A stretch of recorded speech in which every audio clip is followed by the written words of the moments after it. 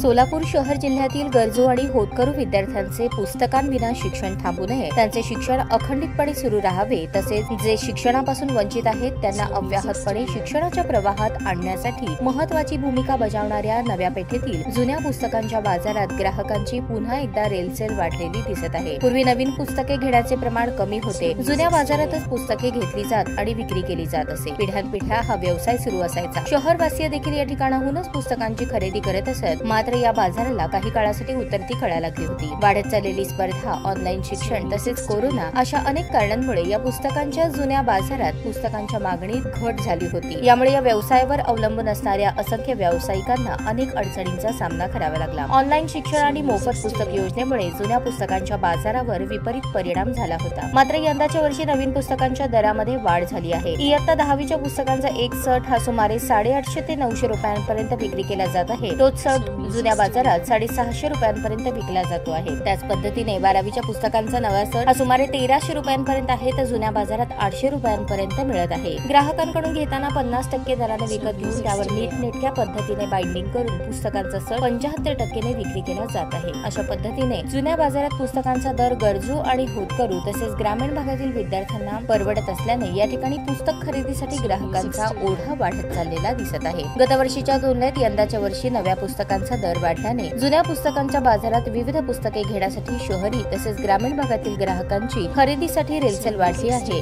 आणि ग्राहकांना पाहिजे ती पुस्तके अल्प दरात आम्ही उपलब्ध करून देतो, असे विक्रेते संतोष राजपूत यांनी सांगितले। ताज्या बातम्या पाहण्यासाठी प्राईम महाराष्ट्र न्यूज चॅनलला सबस्क्राईब करा।